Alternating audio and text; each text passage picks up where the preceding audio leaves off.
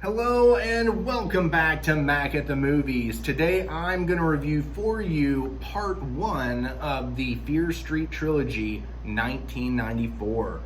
This film was released July 2nd, 2021 by Netflix and directed by Lee Janik, who had also directed the film Honeymoon and a few various TV shows, most notably Scream for MTV. She had directed a couple episodes of that. And she will be directing the other two installments of the Fear Street trilogy. So I'm very excited for that. This film is based off the early 90s Fear Street novel series by R.L. Stine.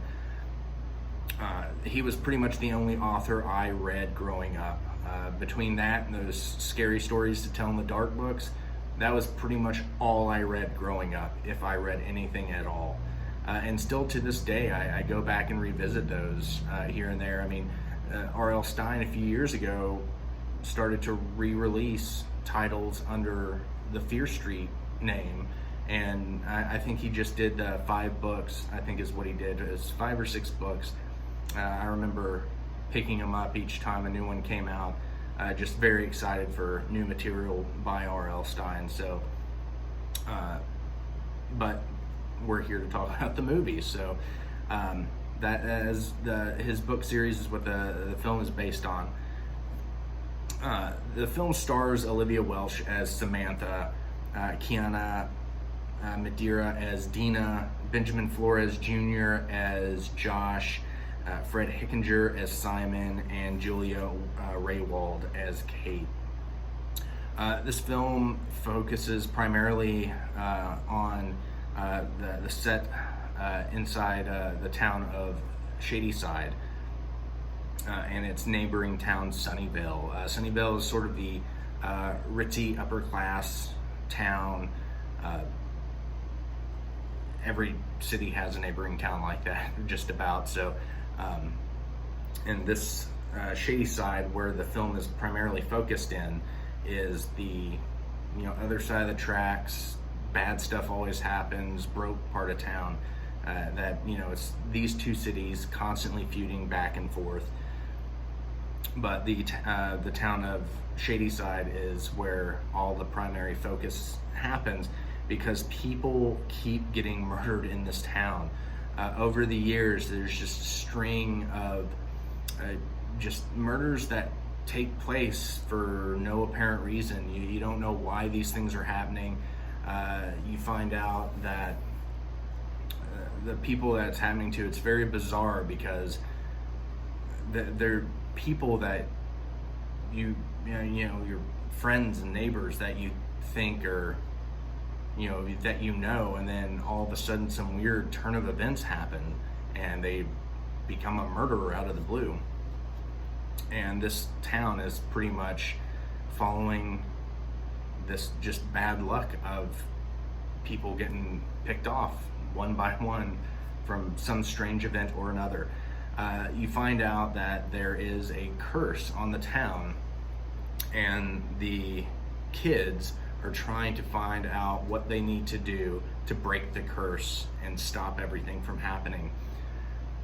It's just a fantastic film from beginning to end. You have what seems to be every single horror film trope taking place, whether it's some slasher in a mall, whether it's like a witch's curse, a possession film. I mean, it has everything that you can possibly be afraid of in every other horror film takes place in this. It's part of it, in a sense, sort of had a 13 Ghosts vibe to it, and I really like that. I don't know if that was sort of taken, an idea for. There are multiple ghosts in this film, so I don't know if that was sort of an idea taken from that, or if it was just me overthinking it. But I definitely love this movie and recommend everyone to check it out. The next two films that are going to follow will tell the story behind this first one, and so I'm eager to see how and where that's going to go. all in all, I definitely give this film 5 out of 5 stars. I absolutely loved it. I feel that because Netflix gave it the R rating, it was allowed to do more creatively. So I feel like if this was given a PG-13, I don't think they would have been able to do everything that they would have been able to do because of one thing or another. But because this isn't going to a theater, anyone can watch it with a Netflix account. There's not going to be somebody checking your ID at the ticket counter.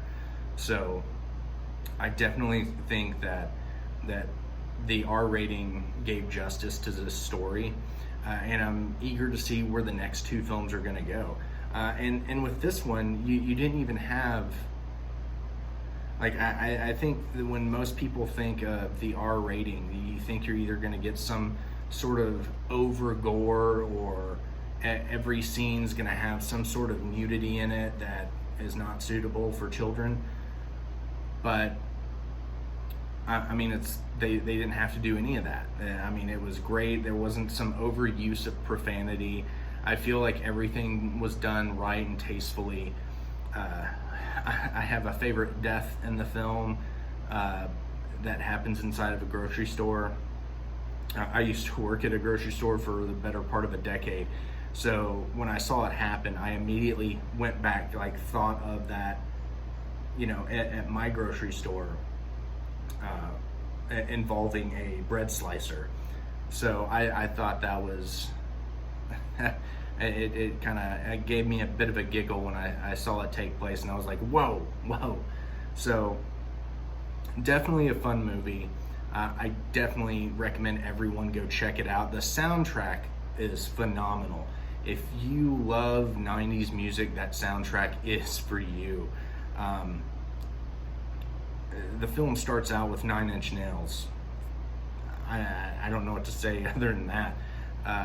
It's definitely a great film. Check it out. I'm eagerly awaiting part 2 and part 3. It's coming out next week. I will follow up and do a review on those as well. I'm so excited for these films. So, and I don't really have to change much on my clapper. So as that goes along, I get to keep that at a minimum, and I can't screw much up. But as always, if you saw this film, what did you think? Did you like it? I know a couple of people out there weren't big fans of it, but I really enjoyed it. I thought it was great. I've already started recommending it to people. I mean, I wish I would have. I completely forgot that this was coming out. I'm a terrible Netflix watcher. It's like I have the account but never watch it. So I was glad that this came out when it did, and I got to watch it. Now I get to review it, and hopefully everyone else will go out and review it too. Yeah, great flick, love it. Check it out. Anywho, thank you for stopping by. Always be good to one another, and I'll see you next week. Bye.